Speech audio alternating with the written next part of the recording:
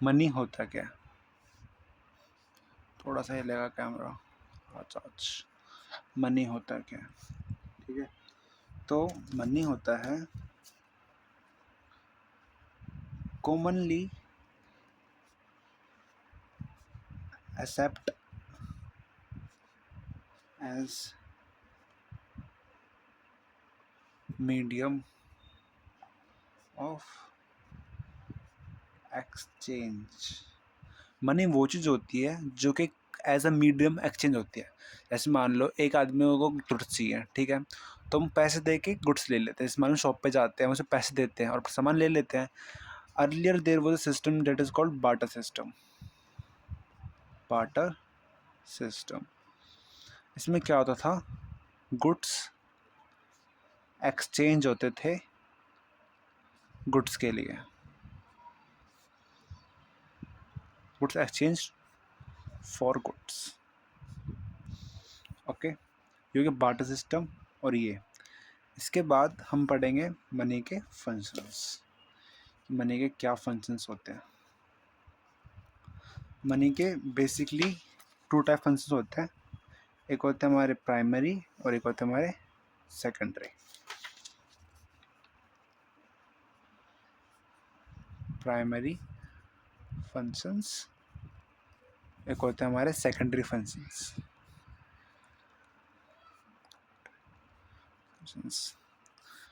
Primary functions में क्या आता है और सेकेंडरी फंक्शन में क्या आता है, हम ये देखेंगे। इसमें जैसे हमने पढ़ा है कि प्राइमरी फंक्शंस में दो चीज़ आती है और सेकेंडरी में तीन चीज़ आती है। तो पहले इसमें आएगा हमारा medium of exchange. Medium of exchange, I should put something here. ठीक है, medium of exchange. And second आएगा हमारा measurement of unit of value. Unit of value, इसमें आएगा स्टैंडर्ड ऑफ डिफर्ड पेमेंट। और एक इसमें आता है storage of value.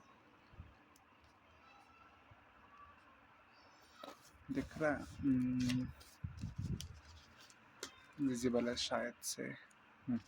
Storage of value and last is transfer of payments. Transfer for payments. तो as a medium of exchange जो हम देखते हैं कि पहली बात फंक्शंस मनी के, ये मनी के फंक्शंस हैं बेसिकली, बता दो हमको मैं। तो पहला आता हमारा मीडियम ऑफ एक्सचेंज, कि ये एक्सचेंज के लिए यूज़ होते हैं। कोई गुड्स लिया तो उसके हमने बदले में पैसे दे दिए दुकानदार को, वो आता हमारा मीडियम ऑफ एक्सचेंज में। उसके बाद है measurement of unit of value. अब भाई हम पहले के जैसे पहले का ज़माना था तो उसमें हम ये नहीं कर सकते थे, जैसे कि कोई गुड्स ले लिया, जैसे मान लो मुझे जैसे चावल चाहिए तो मैं उसे कह दूँ कि मुझे चावल दो 5 किलो, बदले मेरा घोड़ा रख लो या कुछ सामान रख लो, तो मेज़रमेंट नहीं हो पाता था। बट नाउ डेज हमारे पास मनी है जो कि हमें मेज़र करने में काम आती है, तो it is use to measure mainly, कि मेज़र करने में काम आती है। फिर आता है हमारे पास स्टैंडर्ड ऑफ डिफर्ड पेमेंट। इसका मतलब होता है कि जैसे मान लो आज के डेट में किस्तें जाती हैं कि आज दे दिया, उसके बाद हम पैसा बाद में धीरे धीरे धीरे चुकाते रहते हैं, ठीक है, तो वो मनी में होता है कि स्टैंडर्ड ऑफ डिफर्ड पेमेंट के मनी बार बार पेमेंट कर सकते हैं। स्टोरेज ऑफ वैल्यू, अर्लियर क्या होता था कि मनी को स्टोर कर नहीं रख सकते थे। हम मनी को स्टोर करते थे किस में, सामान में, गुड्स में, जैसे लाइक चावल हो गया, राइस हो गए, और वीट होगी, पल्सेस होगी, एक्सेट्रा एक्सेट्रा। तो उसमें क्या होता था, हमारा घाटा हो जाता था। स्टोरेज ऑफ वैल्यू के लिए हमें जगह चाहिए कि हमें स्टोर करना है, तो उसके लिए जगह चाहिए थी। तो उसमें हमारा क्या होता है, कभी कभार हमारे जो सामान था वो बेकार हो जाता था, तो वो नो यूज़ का रहता, किसी काम का नहीं था वो हमारे। बट अब क्या होता है कि अब मनी होती है, मनी को हम छोड़ देते हैं भाई, अपने पर्स में डाल लेते हैं, अलमारी में डाल लेते हैं, समथिंग एल्स, ठीक है। सो फिर आता लास्ट आता हमारा transfer of payments. Transfer of payments में क्या होता है कि अर्लियर हम ट्रांसफ़र नहीं कर सकते सामान, बट आजकल ट्रांसफ़र होता है, हम किसी को भेज सकते हैं मनी। जैसे मुझे यहाँ से कहीं भेजनी हो, दिल्ली, गुड़गांव, कहीं भी भेजनी हो तो वो जाता है। और आज की डेट में से ई ट्रांसफर्स में कन्वर्ट हो जाता है, मतलब इलेक्ट्रॉनिक ट्रांसफ़र। ओके, तो ये तो हमारे मनी के फंक्शंस। और ये फिर आता है हमारा नेक्स्ट टॉपिक आता है, ब्लैक पेन नहीं है, जस्ट वेट, दिखेगा नहीं दिखेगा, ठीक है विजिबल है। Types of money, types of money mainly types दो ही होते हैं, फिएट मनी, स्टॉप इट यार, फिएट मनी और फिडुशियरी मनी। और इस साइड आती है हमारी फिएट मनी, फिडुशियरी मनी। और इसका मतलब होता है, इसमें दो चीज़ आती है, एक आता है इसमें लिमिटेड लीगल टेंडर, और एक आता है इसमें unlimited legal tender. Legal tender अब बता देता हूँ शॉर्ट में उसको। लिमिटेड लीगल टेंडर सिर्फ गवर्नमेंट बनाती है, ये आरबीआई बनाती है। अब रीज़न बताता हूँ ऐसा क्यों, कि अनलिमिटेड लीगल टेंडर में आता है मेरा 10 का नोट, 20 का नोट, 30 का नोट, 30 का नोट, 50 का नोट, 100 का नोट, 200 का नोट, 500 का नोट और 2000 का नोट जो इसमें आता है। और इसमें वो आता है हमारा सिर्फ 1 का सिक्का, 2 का सिक्का, 3 का सिक्का, 5 का सिक्का और 1 रुपीज़ नोट भी इसी में आता है। और ये गवर्नमेंट बनाती है, और गवर्नमेंट इसलिए बनाती है क्योंकि आरबीआई के पास इतना टाइम नहीं है कि वो छोटे मोटे सिक्के भी वही लोग देखें, इसलिए। ठीक है, और इसके बाद हम पढ़ेंगे कि एक और होता है full bodied money, full bodied money, और एक होता है क्रेडिट मनी, क्रेडिट मनी। इसमें एक रह गया फिडुशियरी मनी, रह गया हमारा, सॉरी। हाँ, फिडुशियरी मनी होता है जैसे कि चेक, जो कि ट्रस्ट के बेस पे होती है ना पेमेंट, उससे कहते हैं कि जैसे मान लो मैंने आपको चेक दिया, अब उसमें पेयर और पेई का होता है। पेयर होता है जो पैसे देता है, पेई होता है जिसे पैसे मिलते हैं। तो उनके दोनों के बीच में म्यूचुअल ट्रस्ट होता है कि हाँ यार पैसे तो दे दिए, चेक तो चेक मेरा कैंसिल नहीं होगा, तो इसलिए कहते हैं ट्रस्ट बेस पे होती है एक्सचेंज। और फुल बॉडीड मनी में पहले समझाता हूँ। एक होती है credit money, credit value, sorry not, no no no, commodity value, commodity value और money value, commodity value, commodity value और मनी वैल्यू। मेनली इन दो चीज़ पे होते हैं दोनों। पहले इजी समझा देता हूँ आपको। कमोडिटी वैल्यू होती है, ऐसे मान लो कि अर्लियर क्या होता है, पहले ना सोने के सिक्के होते थे, चांदी के सिक्के होते थे। जैसे 1 रुपये का सिक्का होता तो उसमें 1 रुपये की चांदी यूज़ होती थी। ठीक है, तो वो होती है कमोडिटी, कि कितने का सामान यूज़ हुआ है। और मनी वैल्यू मतलब जैसे उस पर लिखा होता है कि हाँ 1 का नोट है, 2 का नोट है, 100 का नोट है, 500 का नोट है, वो होता है money value. Full bottom money में क्या होता है कि credit value will be is equal to money value, कि जो क्रेडिट वैल्यू जैसे मान लो कि 1 रुपये का सिक्का है, तो 1 रुपये का उसमें चांदी भी है, तो इसलिए वो 1 रुपये का हो गया। और क्रेडिट वैल्यू में क्या होता है कि मनी वैल्यू ज़्यादा होती है और क्रेडिट वैल्यू कम होती है। जैसे एग्जांपल कि 500 रुपये का नोट होता है, वैल्यू तो बहुत है उसकी 500 रुपये, बट उसकी कितनी है कीमत बनने की, 2 रुपये, 3 रुपये, मैक्सिमम 5 रुपये, प्रिंट का लगा के कलर वगैरह का सब लगा देते हैं, तो 5 रुपये से ज़्यादा कीमत नहीं है, बट उसकी वैल्यू 500 है, तो उसमें काफ़ी यूज डिफरेंस हो जाता है। ये होता है full body money and credit money का अंतर। इसके बाद आपके टॉपिक्स क्या थे, इसके बाद आपके टॉपिक्स थे commercial bank and creation, central bank, measure of money supply, ये रह गया पिंक वाला पैन, दिख रहा है, measure of money supply.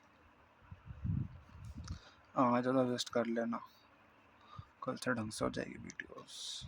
Measure of money supply, ठीक है। पहली बात तो कि ये एक रुका हुआ कंसेप्ट होता है, तो it is called stock concept. इसका मतलब क्या होता है, इसका मतलब होता है total stock of money at a point of time, at a point of time, दिख रहा है ना, हाँ, हेल्ड बाय द पीपल। वो पैसा जो कि एक आम जनता के पास है वो आता है भाई मेजर ऑफ मनी सप्लाई में, ठीक है। और इसमें क्या क्या इंक्लूड नहीं होता,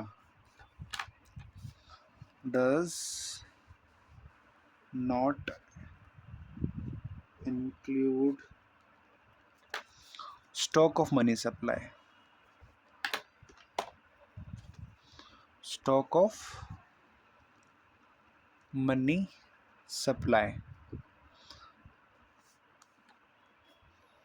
bye the government, stock of money, stock of money, ठीक है, जो कि उसके पास है, held by the government, held by the government, वो इंक्लूड नहीं होती।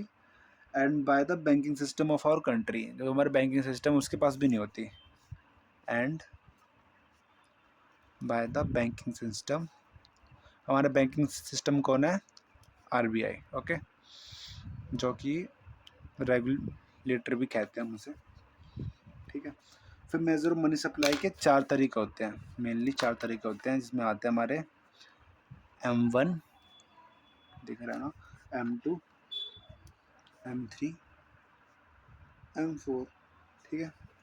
इसमें क्या होता है हमारा जो M1 कंसेप्ट है ना, M1 कंसेप्ट है, ये तो नैरो कंसेप्ट है, जो हम अभी आगे देखेंगे क्या होता है इसमें। और बाकी जो होता है M2, M3 and M4 concept होते हैं ना, उसमें थोड़ा वो आता है कि वाइडर कंसेप्ट होते हैं, ये अभी नहीं आते, बहुत पूछता ही नहीं है कोई। तो नैरो कंसेप्ट में हमारा फॉर्मूला होता है इसका, देते हैं M1 का formula CC DT plus OD, okay, CC DD and OD का मतलब लिख देते हैं, cash held by a public, ठीक है। इसमें जो भी आता है कि जो पैसा तुम घर पे रखते हो वो पैसा आता है इसमें। और इसमें आता है हमारा डिमांड डिपॉजिट्स, डिमांड डिपॉजिट किसकी, demand deposit of the public की only with the commercial bank. अब कमर्शियल बैंक पूछोगे, कमर्शियल बैंक होता है, एडजस्ट कर लेना थोड़ा सा, ठीक है, कमर्शियल बैंक थोड़ा सा साइड, ठीक है। कमर्शियल बैंक जैसे मान लो आरबीआई नहीं आता, बाकी सारे बैंक आते हैं, जैसे SBI, State Bank of India, और पंजाब नेशनल बैंक, और एसबीआई, और Allahabad, Axis, ICIC, Federal Bank, ये सारे आते हैं कमर्शियल बैंक में, ठीक है। तो डिमांड डिपॉजिट में आते हैं कि अदर डिपॉजिट्स आते हैं, अदर डिपॉजिट्स आते हैं जो कि जैसे LIC वाले करवाते हैं, पोस्ट ऑफिस में होती है, FDs होती है, वो आती है इसमें, ठीक है, डिमांड डिपॉजिट में, other deposit, sorry other deposit में, ठीक है। और कुछ नहीं है। और क्या टॉपिक्स थे बच रहा है, इसका फॉर्मूला भी अगर पता है पेपर में क्वेश्चन आता है, जैसे मान लो M1 का ही पूछ लेंगे, M1 का नापने का तरीका, तो उसमें दिया होगा कि कैश रिजर्व कितना है, उसका DD कितना है और OD कितना है, तो सिंपली प्रेस करके आंसर आ जाएगा, नथिंग एल्स। और इसके बाद page commercial bank and control of money supply का ईजी है बैंक क्रिएशन वाला। फिर नेक्स्ट टॉपिक पढ़ते हैं हम, बैंक क्रिएशंस।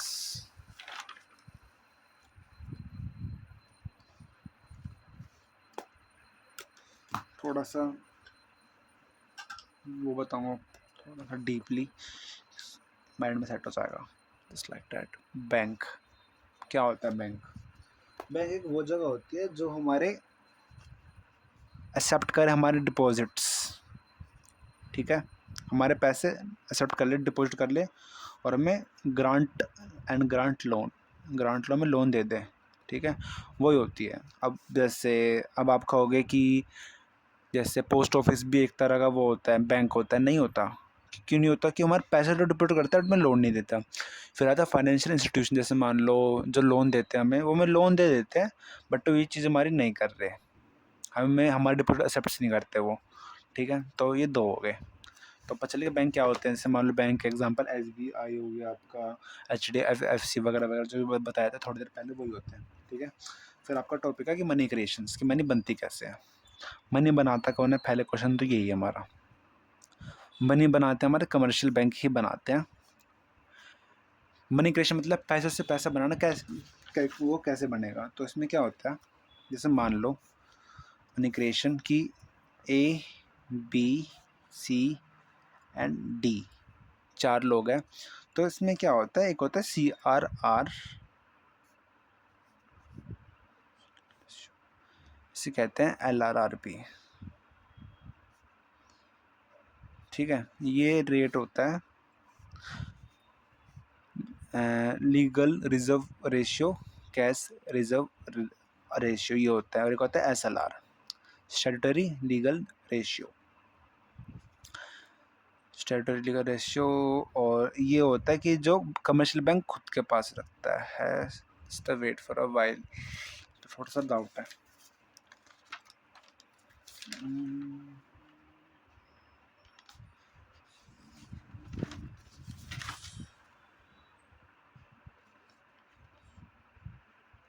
नहीं, सही है, सही है, सही बता रहा था आपको मैं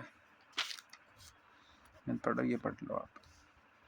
लीगली केप्ट विथ, ये हाँ, ये legally kept with RBI, legally kept with RBI। ठीक है, एक बैंक है, दिख रहा है ना आपको, हाँ बैंक है। ठीक है, अब जो A बंदा है ना, और CRRS का 10% मान लो, 10% है। ठीक है, अब इसको दे देंगे, A ने जमा किया बैंक में भाई 10,000 रुपये, और CRS से 10% का है। कि CR मतलब क्या होता है कि भाई अगर वो A बंदा आएगा वापस तो सिर्फ इसका 10% लेकर जाएगा, वो होता है इसका 1,000 रुपये। कि 1,000 रुपये लेकर जाएगा, इसका तो लेकर जाएगा ही नहीं। तो क्या करती है बैंक, क्या करता है, अगर इसको लोन चाहिए तो ये इसको लोन दे देगा। कितने का दे देगा भाई ये लोन? 9,000 का दे देगा। उसे पता है कि 1,000 रुपये तो वो लेकर जा सकते हैं, ये होगा। अब ये इसके बैंक में से 9,000 रुपये लिए, ठीक है, अब सेटल करेगा। ये 9,000 रुपये ये तो है नहीं अपने पास रखेगा, जैसे C को पेमेंट करनी थी इसको, अब किसी से उस काम से पैसे लिए थे या कोई सामान लिया, उसके पैसे करने हैं, इसके पास 9,000 रुपये आ गए। अब ये 9,000 अपने बैंक में डाल देगा वापस। ठीक है, बैंक में डाल देगा। अब सेम प्रोसेस रिपीट होगा। इसका 10%, 9,000 का 10% होता है 900 रुपये। तो 900 रुपये तो उसे पता है कि 900 रुपये लेके जा सकता है, इससे ज़्यादा लेके जाएगा भी नहीं, देते भी नहीं इतनी ईजिली, बाकी दे देते हैं, इसको मना नहीं करता। तो फिर क्या करेंगे, ये आता है हमारा 8,100 रुपीज़, जो कि बैंक एज ए D को वापस लोन दे देगा। कितना दे देगा? 8,100। तो बस यही है गाइस, कुछ नहीं है कि 10% को काट के अगला पेमेंट बच जाता है। अगर जब हम इसे मल्टीप्लाई करेंगे, फॉर्मूला होता है, देख रहा है इसमें 1/में CRR इंटू क्या था, प्राइमरी डिपॉजिट्स, कि कितना पैसा बन जाएगा, उसका फॉर्मूला होता है। जस्ट लिख देना, ज़रूरी नहीं है, आप में तो वैसे भी वैसे क्वेश्चंस आते हैं। तो जैसे मान लो 1/में CR कितना है, 10% का, और कितने पैसे दिए स्टार्टिंग में, 10,000 रुपये। तो कितना पैसा बनेगा इसका, वो आ जाएगा आंसर। सोल्यूशन करेंगे इसका, 100/में 10 इंटू में 10,000 रुपये, 1060 काट दिया, और 1 2 3 4 5, तो 1,00,000 बन जाएंगे। इस 10,000 रुपये के 1,00,000 बना देती है कौन? Commercial bank. बस ये मनी क्रिएशन है। इसके बाद इंटरवेंट कंट्रोल ओवर मनी सप्लाई। एक इजी मेथड बताऊंगा, बहुत इजी मेथड, कि इन्फ्लेमेशन होता क्या है। डिफ्लेमेशन तो आएगा नहीं, तो पढ़ना ही क्यों है फालतू।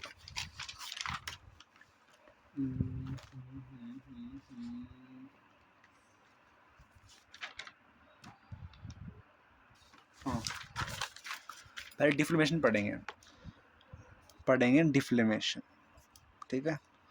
और एक होता है हमारा इन्फ्लेमेशन। थोड़ा सा इसमें कन्फ्यूज हो जाते हैं लोग काफ़ी बार।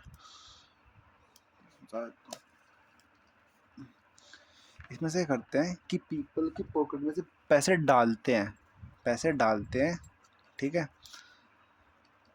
और इसमें से पैसे निकालते हैं, इन्फ्लेमेशन, पैसे निकालते हैं,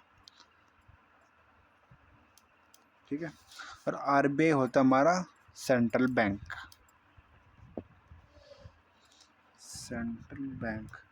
दो पर्पस होते हैं इनके,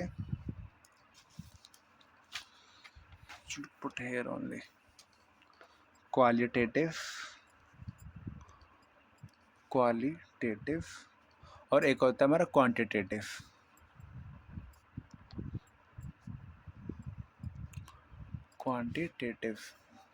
ठीक है, क्वालिटेटिव एंड क्वांटिटेटिव। और क्वांटिटेटिव में क्या क्या आते हैं? बैंक रेट, ठीक है। बैंक रेट क्या होता है? जब कमर्शियल बैंक लोन लेता है सेंट्रल बैंक से, इसमें HDFC बैंक जो लोन लेगा RBI से, उसे कहते हैं बैंक रेट, ठीक है, किस रेट पे देगा। फिर आता है रेपो रेट, सेम होता है बैंक रेट और रेपो रेट में डिफरेंस क्या होता है? अब उन्होंने लोन लिया 1 साल के लिए तो वो आएगा इसमें, 1 साल से ऊपर टाइम में लिया तो वो आएगा लॉन्गर पीरियड, और लंबा टाइम कर लो, नोट 1 साल से ज़्यादा रखो, 1 साल से ज़्यादा टाइम में तो बैंक रेट होता है, 1 साल से कम लोन लिया तो शॉर्ट होता है, तो उसे कहते हैं हम रिवर्स, सिर्फ रेपो रेट कहते हैं। और आता है रिवर्स रेपो रेट। इसमें क्या होता है कि HDFC बैंक खुद ही उसमें पैसे जमा कर देता है कि भाई ये ले हमारा पैसा, RBI हम इस पर लोन देता रही हो, तो इस पर हमें इंटरेस्ट मिलेगा, सिर्फ कितने उन्हें मिलेगा। उसके बाद और आता है हमारा open market operation.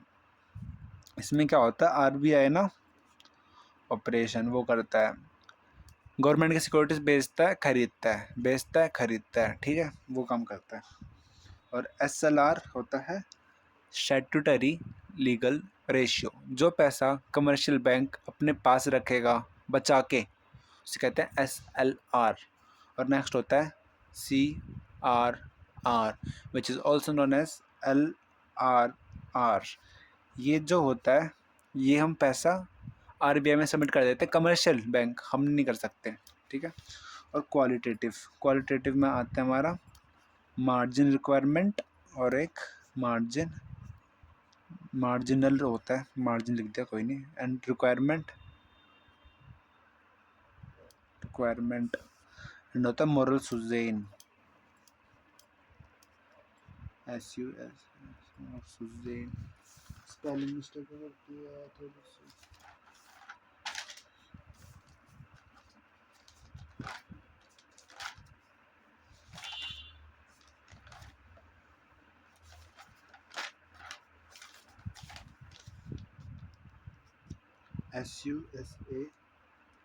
SION, moral सुज़ेन, marginal requirement, ठीक है। अपने से इन्फॉर्मेशन पैसा निकालना और इसमें पैसा डालना, तो इस इन्फॉर्मेशन ही पढ़ना है, इन्फॉर्मेशन पढ़ना ही नहीं हमें, तो यहाँ लिख दो इन्फॉर्मेशन, यहाँ लिख दो इन्फॉर्मेशन। पार्टीशन कर देते हैं, पेन है तो मेरे पास नहीं है, कोई नहीं, ऐसे कर देते हैं, ऐसे कर देते हैं, ऐसे कर देते हैं। बैंक रेट, पहली बात तो ट्रिक है, इन्फॉर्मेशन सारे इंक्रीज़ कर देना। अगर आता है ना कि बैंक रेट इंक्रीज़ हो जाएगा, रेपो रेट इंक्रीज़ हो जाएगा, रिवर्स रेपो रेट भी इंक्रीज़ हो जाएगा, ओपन मार्केट ऑपरेशन में क्या आता है, अलग से सेल्स हो जाएगा, बाकी SLR बढ़ जाएगा, CRR भी बढ़ जाएगा, ओपन मार्केट में ये भी इंक्रीज़ हो जाएगा। और इसका बाद में बताऊँगा मोरल सुज़ेन में क्या होता है। बैंक रेट बढ़ जाएगा, ठीक है, इससे पैसा निकालना है तो क्या होगा, जब बैंक रेट ज़्यादा बढ़ जाएगा ना, वो बढ़ जाएगा तो लोग लोन कम लेंगे, कमर्शियल बैंक लोन कम लेगा तो आम जनता भी लोन कम ले पाएगी, क्योंकि पैसे नहीं, कमर्शियल बैंक के पास इंटरेस्ट रेट इंक्रीज हो जाएगा। सेम ही होता है रेपो रेट, अगर रेपो रेट इंक्रीज हो जाएगा तो कमर्शियल बैंक लोन ले नहीं पाएगा, कमर्शियल बैंक को पैसे होगा तो वो हमें भी नहीं दे पाएगा। और फिर आता है रिवर्स रेपो रेट, अगर ये बढ़ जाएगा रिवर्स रेपो रेट कि वो पैसा बढ़ जाएगा इंटरेस्ट, कि अगर वो पैसा बढ़ेंगे तो हमें क्यों देंगे लोन, वो तो नहीं लोन देंगे।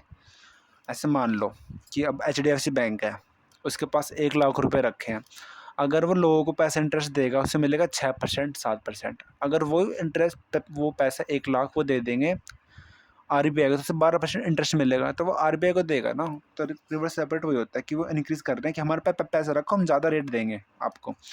ओपन मार्केट ऑपरेशन सेल्स, बेच देते हैं सिक्योरिटीज़। क्यों बेचते हैं सिक्योरिटीज़? सिक्योरिटीज़ बेचेंगे, पैसा निकल जाएगा।